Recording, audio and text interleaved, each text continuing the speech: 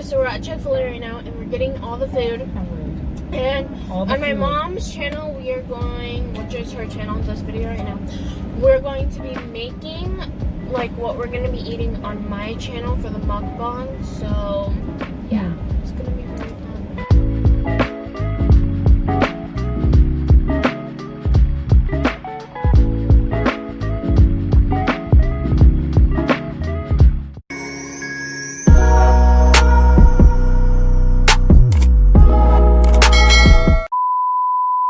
Okay, before we get into today's video, that's kind of a tongue twister when you think about it. Into today's video, follow me on Instagram. I have it in my description box, so I'll have it down below. It's just at __simply__C. So go follow me if you want. You get to see more of me and more of my life on there. I don't post a whole bunch, but you get to see more of me on there. So if you want to, go follow me. And that's basically it. Hi guys, welcome back. So today I'm here with my mom. Before we get started on eating and answering some questions, go over to her channel and check out the video where we actually made all of this delicious food. We have Chick-fil-A pizza and like a Chick-fil-A Asian salad. So if you want to go watch us make those two things, then go over to her channel. But today we are going to be doing a mukbang and answering some questions. So yeah, I really want to take a taste of this though. Oh my god. This is really good. I like much better too. So good. So basically, the base of the pizza, we use a pizza brand crust that we like. And then we took Chick-fil-A sauce. And you can actually buy Chick-fil-A sauce in an 8-ounce container, which we just found out today, for $2. So we took most of that and covered the pizza with the sauce after we put garlic, granulated garlic and olive oil on the crust. And then cheddar cheese and their waffle fries and the actual chicken nuggets. So good. Like, it's got this sweet, savory vibe that's very different. Very good. Oh my. So, what was I like as a child? Was that for you or for both of us? We could do both of us. Well, I'll start. I was a brat. I was really a brat. Wow.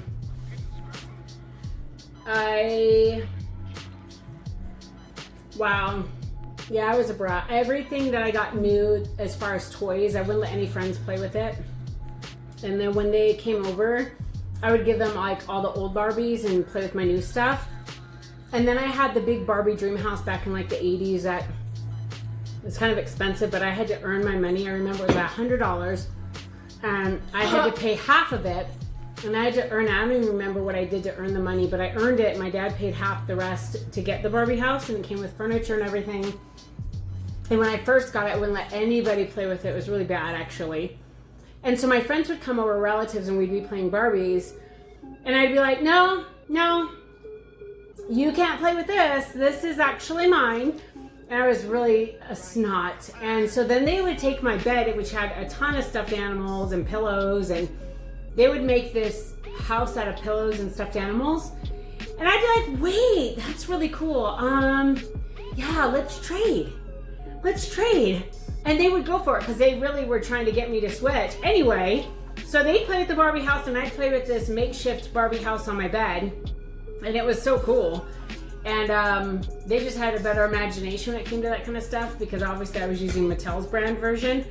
But yeah, I was a brat. I would tell on my siblings because they were older. What about you as being a kid? I can't wait. Maybe I should tell stories on you. No, I'm just kidding. For the most part, to be honest, I feel like I was just very energetic and goofy. Like, very goofy.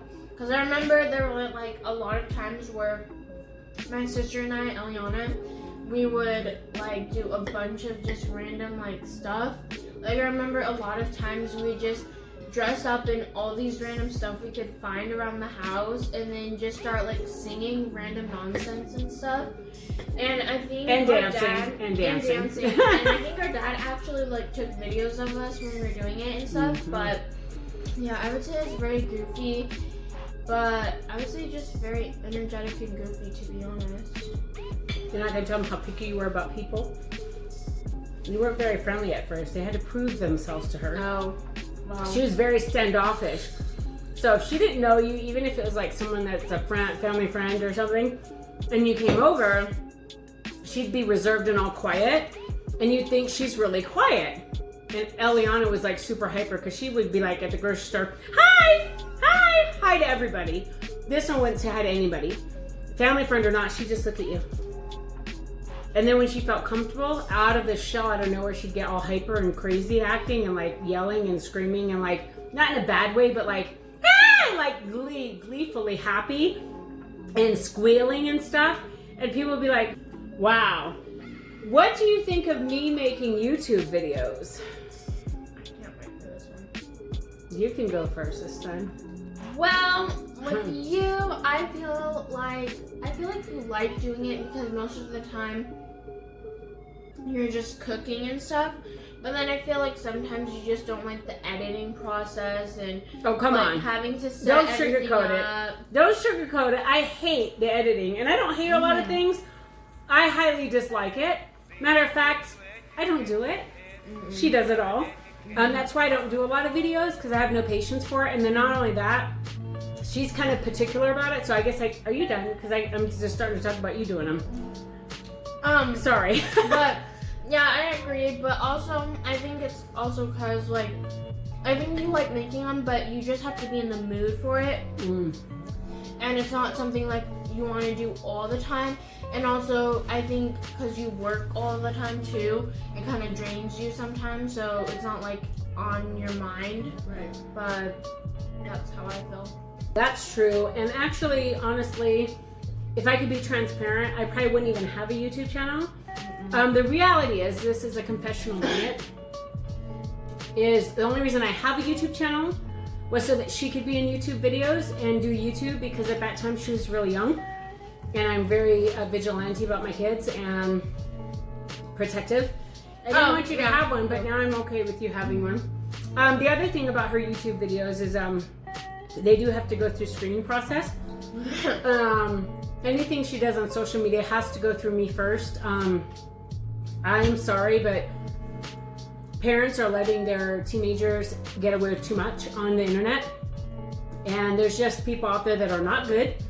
And I refuse to let that be a thing. So I try to take as much vigilante approach as I can with what she posts, what pictures are done, perception. I'm very much a censorship or filter for her. But most of the time she's pretty good. I don't really have to filter too much, which has been really a blessing because then I can let her have more creativity about it. But I love the fact that we have an honest relationship and a respect factor. I think that's important nowadays. A lot of times I respect her space. I don't go through her phone and check her messages and all that. I think that's overkill. I think there's a point in time where you've got to let your young adult be a young adult. What's something I do that annoys you? I already know like two. Well, it's actually kind of one because they kind of go together. But between like her talking a lot or like talking loud sometimes, like especially now when we have to wear masks at the grocery store, I feel like sometimes I find her talking louder than normal or louder than what's needed. And then also sometimes when we go to like the grocery stores or just public places, she'll just randomly start talking to people about like maybe like if it's a grocery store, like food items and stuff. And she said she actually got that from her dad, I think. But that's probably like the main ones that annoy me. Sienna has scoliosis, and oftentimes anything, oh, don't touch me, don't push on me, I've got scoliosis. Oh, my scoliosis. Like, it's just become like this thing that she does. Like, everything's about scoliosis now. Oh my gosh, don't touch my hair if that's scoliosis. I never said that. She's never said that, but it's like her sister and I are like, dude, calm it down with the scoliosis. We know you have it. Yeah, that's probably the only thing that I think is really annoying. I think just glorifying that I think is not so great. Oh wait, there's one more. I lied. So the thing is like ever since she was a baby, my mom, who's gone on to glory, set me up for failure, you guys. No joke. Within 30 minutes of her waking up, now I think I'm lucky to get about an hour and a half max. But within an hour and a half max of her waking up, she's like, what's for breakfast? Where's breakfast? Where's for breakfast? But when she was little, it was horrible. So my mom used to come to our house and watch the kiddos and before she died. And it was so bad, like within the first 30 minutes, she was making them breakfast. So this one thought breakfast was within 30 minutes of waking up. What's nice about it now is we kind of have a good balance system. Like I pre-plan the meals usually a week or two in advance. So she knows which days are days to expect me to do something for breakfast and days where she's expected to do something, or if it's just a fend for yourself cereal day or whatever, then at least that way she has kind of a game plan. But before it used to be like so demanding, I'm not kidding, like where's my breakfast? I'm like, oh my gosh. But I feel like as I got older though, it got better. It got better because I could do stuff. Like when I was like 7, I couldn't really. Yeah, you couldn't do as much. Where would you like to see me in 10 years? 10 years you will be 55. Oh my god, the big 55. I don't know. Let's see. Well, in 10 years, I guess I'd like to see you happy. I'm not happy now? You didn't even let me finish. I just want to make sure. You didn't let me finish. But I want to make sure people know I'm happy now, just so you know. Yeah, she is happy now. Okay, yeah, clarify. And also possibly married. Oh boy, that's a lot of pressure. In 10 years. And honestly, well, because in 10 years that means I will be 25. Other than that, just happy, healthy, and possibly married. Okay. God, she didn't say grandbaby, so I'm not ready. Oh my god! Well, that's for me. In 10 years, possibly a grandma. There. In 10 years, no. In 10 years, where I'd like to see her is having graduated college. I mean, I went back to school and I got my associate's degree at 40 years old. Obviously healthy and happy. I wouldn't say necessarily married. So what's your favorite moment of us together? Probably just anytime we traveled. I have a couple favorites. That was my favorite. There's 2 moments actually, and they're all with the same trip. So it was when we took the train from Paris to Nice. And I lost a tooth. She lost a tooth, but what really stood out is I looked back over at my girls sitting there thinking how cool it was to see them on their first train ride, and it was an international train ride, and how beautiful the French countryside is. It's absolutely breathtaking. And then another time was also when we were in Nice, France, one of my most favorite places in the world so far. There's no sand on their beach, they have pebbles and rocks. But I have a picture of the girls eating watermelon because there's a guy, I call him the watermelon guy. He'd come around and he had big slices of watermelon and he would just cut them right there and you would just eat it. And it was so good and so fresh and so juicy. And then looking at them just having a good time on the beach, enjoying the water, eating the watermelon, it was just a great experience. Like, I think ultimately that's still my favorite trip ever. What is your favorite meal? I'm going first. Everyone knows that my specialty, my signature dish, my secret, which I will never share until I write a cookbook, then you can pay for it, is gumbo from scratch. Seafood gumbo from scratch. Probably anywhere from mac and cheese to rice to cookies to ice cream to...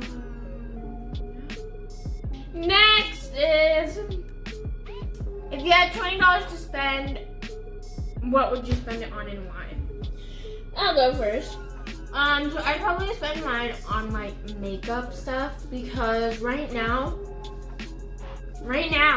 excuse me, right now the only makeup I really do is like eye stuff and eyebrows, so very like simplistic, where I want to get more into like foundation and powder and stuff, but not into like contour or bronzer or any of that kind of stuff. Doesn't need any of it. But probably honestly just makeup stuff, to be honest. If I had $20 right now and didn't have any bills or anything and I could just freely spend it, I'd want to do something the kids want to do. So if it's getting an ice cream or getting a Starbucks or getting some food, I'd probably just spend it on them, honestly. When I generally get like rewards at work where they're gift cards and stuff, I always ask them what they want to order. What were your greatest achievements? Can I go first? Yeah, if you can make it snappy. My greatest achievements in order are: 1, giving my life to Christ.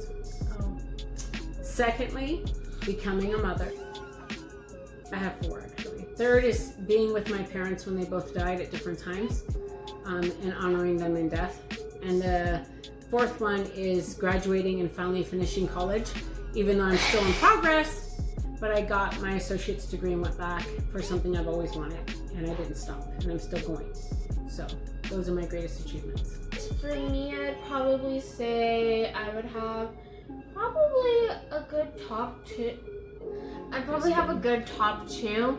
So my first one would probably be like my relationship with God and Jesus, and then probably just like me doing well in school so far, because even in middle school, like ever since I got into middle school, I've always tried to get like the best grades possible, and even now I'm still trying to get the best grades possible. But favorite flowers? I'll go first for this one. Favorite flowers, I mean, honestly, I don't really have any. Like, there's many flowers I like and then a few that I don't like, because I think it's like daisies or pansies that smell weird. I can't remember what one it is, but it's like, it's yellow and white petals. That sounds like daisies. Yeah, I know I don't like those for sure because of the smell. But if I had to choose like a top 2 favorite flowers, I'd probably just honestly say like roses and maybe like sunflowers or orchids. But I feel like I like orchids maybe a bit more than sunflowers. I love roses. They're my number 1 favorite, tied with orchids, and they're for different reasons. So roses, I love the soft petals. She's freaking out because I'm taking forever, but I love the smell of them. They're so sweet, and they have such a passionate meaning behind them for the most part. And they're symbolic of life. Like the petals and the sweet aroma remind you of the sweetness of life, but the thorns remind you of the rocky times and the times that things get rough. And it takes both of those events to make a beautiful life and a beautiful journey. So that's why I say that. Orchids, I absolutely think are beautiful. Just they're very exotic looking. They're very unique. They almost have their own personalities. I'm not very good with them, but I do love them. And I think after that, if I base it on smell, lilacs are next. The deeper the purple, the better. And they also remind me of my mom. That was my mom's favorite flower. And then jasmine and gardenia are after that. Jasmine is absolutely sweet and it has just a great aroma, and so I make jasmine tea and I think of the flower, and it makes me happy because I can't have jasmine here. It's just too much maintenance. We get way too cold of weather here. But yeah, roses and orchids are the top 2. Oh, and sunflowers. I do love sunflowers. Just because they remind me of the fall, and I love autumn. So that is it for the mukbang Q&A with my mom. This is now my second time doing this. I've done one with my sister and one with my mom now. But if you liked today's video, give it a like. Also subscribe if you want to. Also go check out my mom's Simply channel. Mama B. Yeah, I'll also have the video that I did with her of us cooking what we ate in the description. In the description box, I'll have the link for that video that I did with her. I will see you guys in the next one. Bye.